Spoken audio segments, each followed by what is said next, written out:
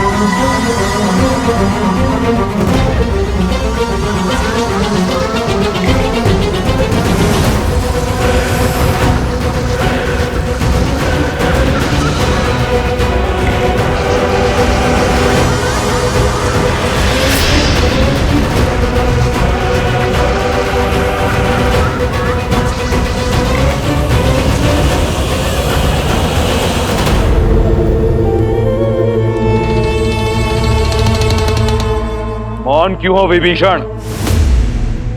आज मेरे किस निर्णय ने धर्म का वध कैसे किया, बताओगे नहीं? भैया, सत्य कहूं तो आपका एक कर्म भी अधर्म है और कर्म का कारण भी। भैया, सब कुछ तो है आपके पास, शक्ति, सुख, समृद्धि, मेघनाथ जैसा आज्ञाकारी पुत्र, पतिव्रता पत्नी। भूमिका मत बांधो, सीधा सीधा विषय पर आओ। भैया, स्त्री चाहे शत्रुकुल की ही क्यों ना हो, वो सम्मान की अधिकारिणी है और स्त्री का हरण अधर्म है, पाप है। भैया, आप देवी सीता को लंका में लेकर नहीं आए, बल्कि विनाश का बीज बोया है आपने अशोक वाटिका में। किसी की हाय नहीं लेनी चाहिए, मेरा परामर्श मानिए। प्रश्न समूचे राक्षस साम्राज्य का है।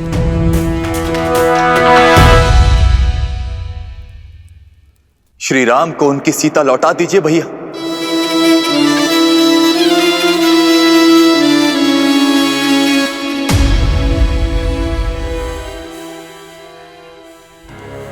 क्या आप सबका भी यही विचार है? दया आती है मुझे कि राक्षसों की सोच इतनी छोटी है। विभीषण, तुमने सबसे अधिक समय मेरे साथ बिताया है, परंतु फिर भी तुम मुझे समझ नहीं पाए।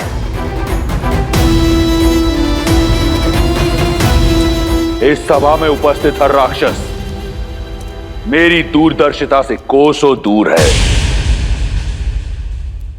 धर्म अधर्म के द्वंद्व में ये भी भूल गए कि रावण जो करता है एक उद्देश्य से करता है,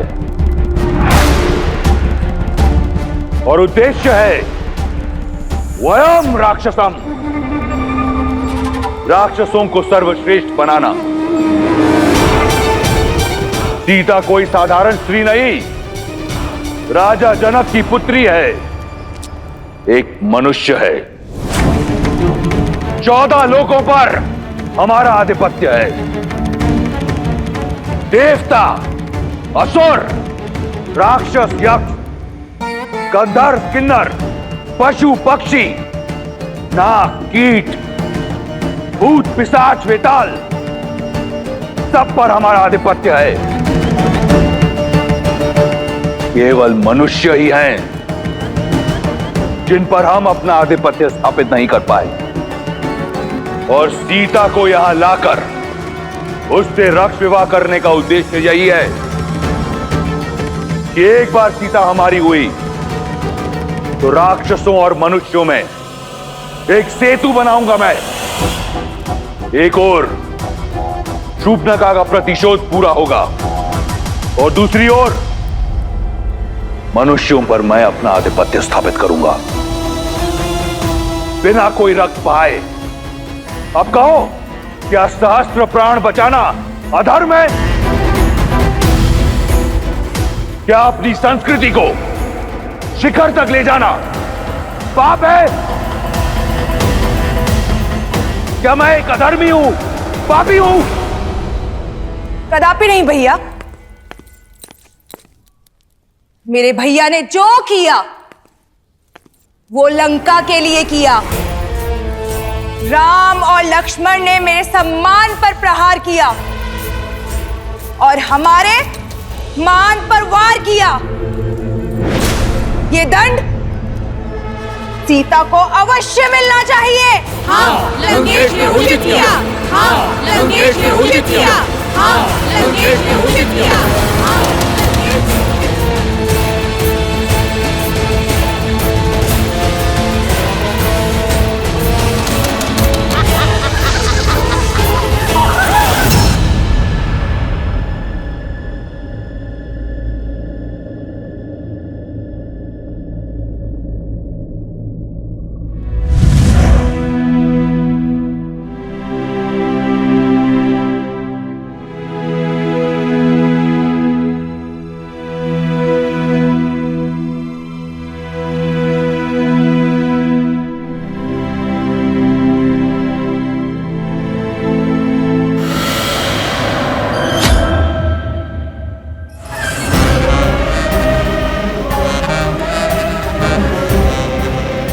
डरो मत,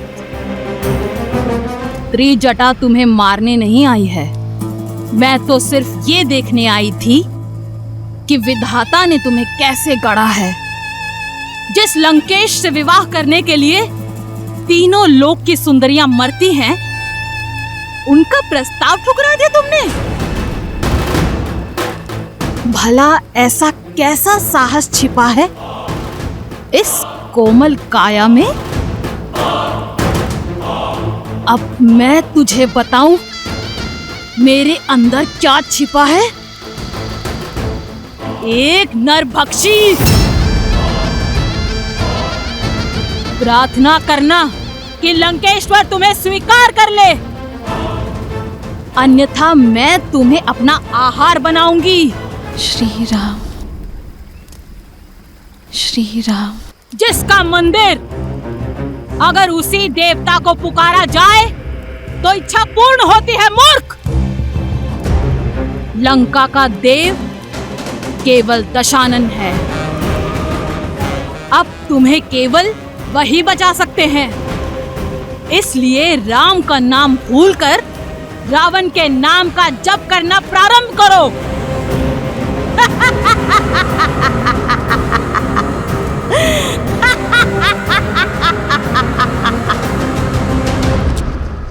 अगली बार मेरे धर्म पर प्रश्न उठाने से पूर्व जान लेना कि मेरा उद्देश्य क्या है, अन्यथा मैं भूल जाऊंगा कि तुम मेरे भाई हो।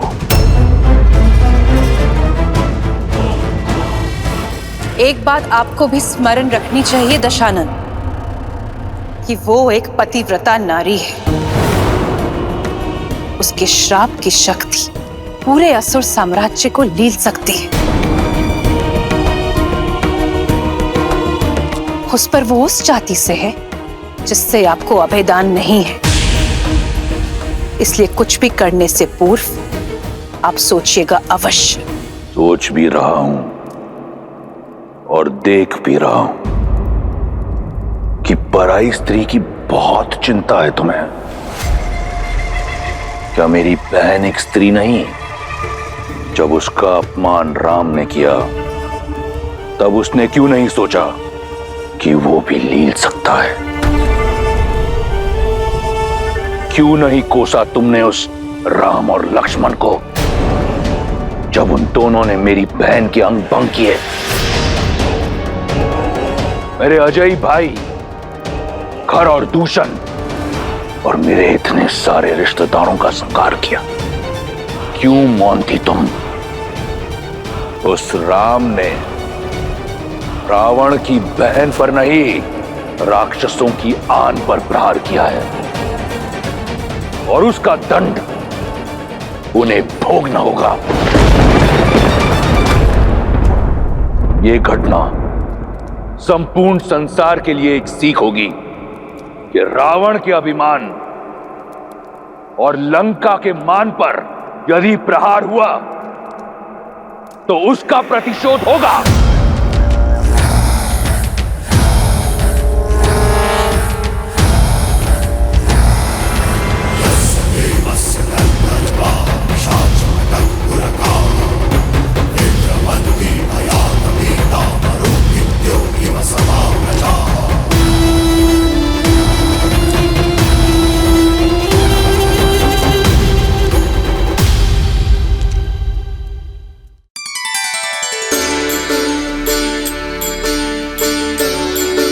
राम राम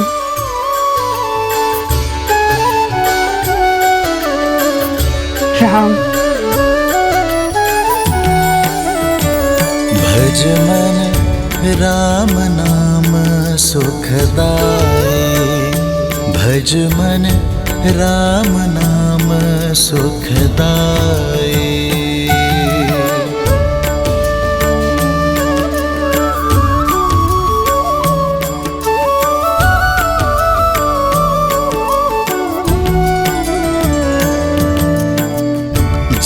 दर्शन से तर जाए नैया, तीही सूरत मन भाई। वो ही रघुवर की बन के मैया, चख चख बेर खबाई, चख चख बेर खबाई। भजुमन राम नाम सुखदाई, भजुमन राम नाम सुखदाई। राम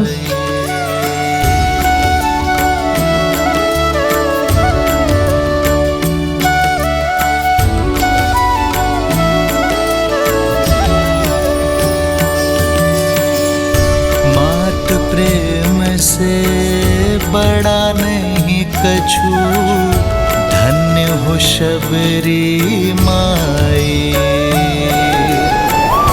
राम नाम जो कोई सेवत, सदा रहत सुखदाई।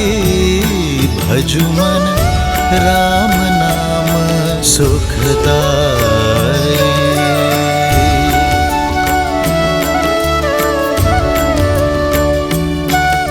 राम राम आएंगे।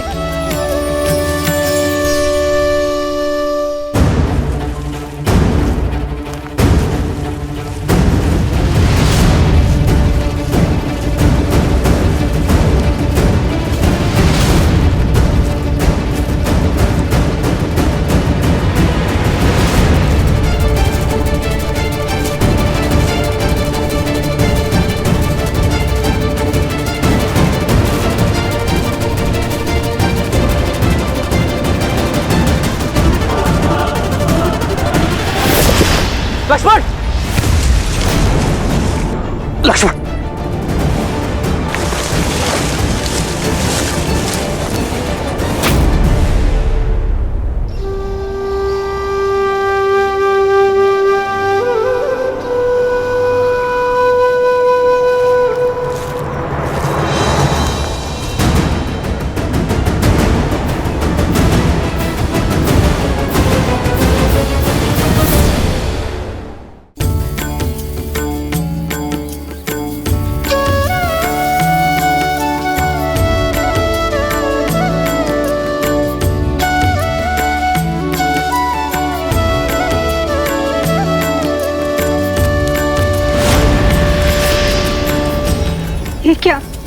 ये तो मैंने मेरे राम के लिए बिछाए थे।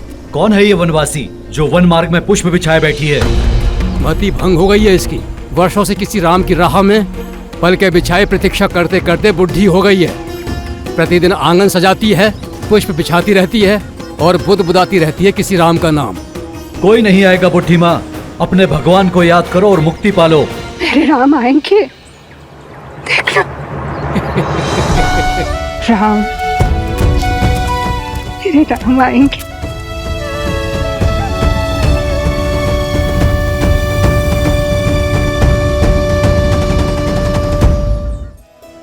प्रेम का असली आनंद तो प्रतीक्षा में है देवी। देखिए ना, देवी शबरी कैसे श्री राम के लिए प्रतीक्षारत है। सत्य तो यह है कि ये इस श्री राम गाथा का अत्यंत महत्वपूर्ण पल है। परंतु महादेव, श्री राम से तो कितने ही प्रेम करते हैं, फिर शबरी उनकी यात्रा में इतनी महत्वपूर्ण क्यों? जीवन में हमें दो ही प्रकार के व्यक्ति मिलते हैं।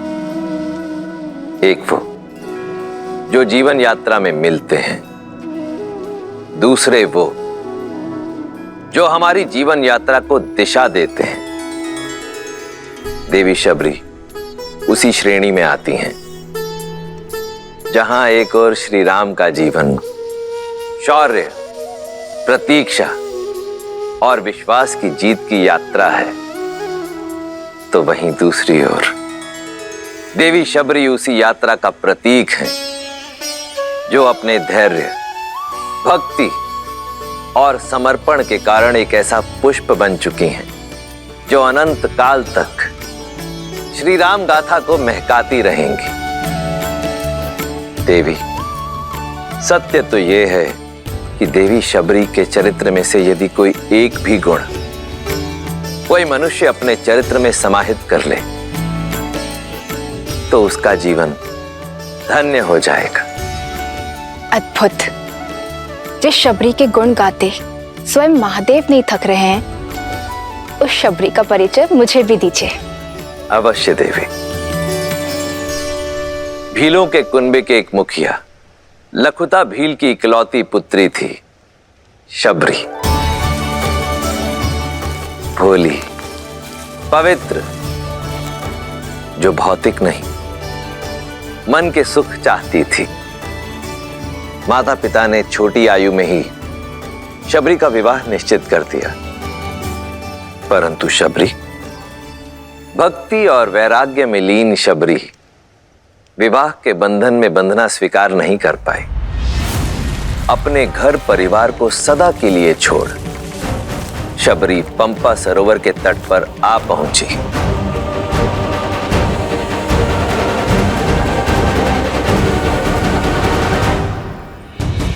जहां नियति ने उनकी भेंट महान ऋषि मतंग से करवाई। शबरी उनका मार्गदर्शन चाहती थी।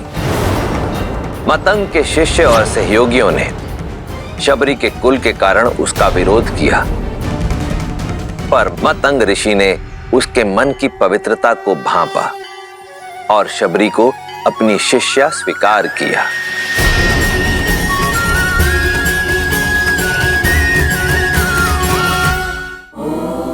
फिर ऋषि मतंग के सानिध्य से आरंभ हुई शबरी की आध्यात्मिक यात्रा।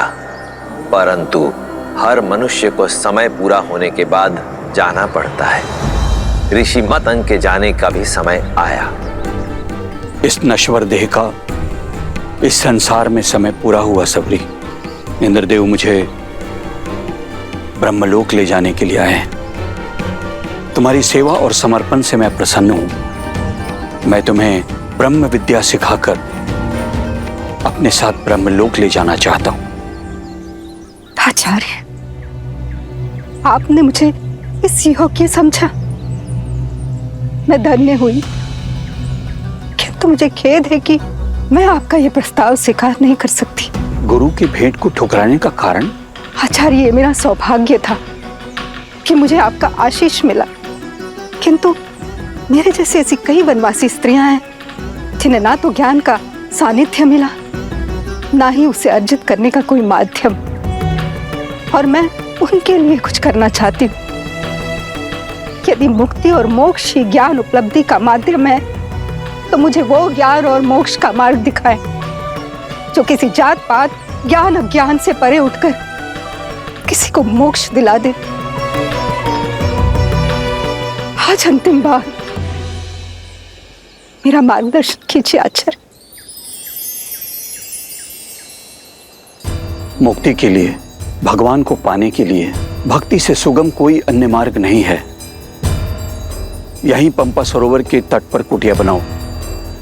नारायण जब राम के नाम से मानव अवतार लेंगे तब तुम्हें खोजते हुए स्वयं तुम्हारी कुटिया में पधारेंगे सबरी।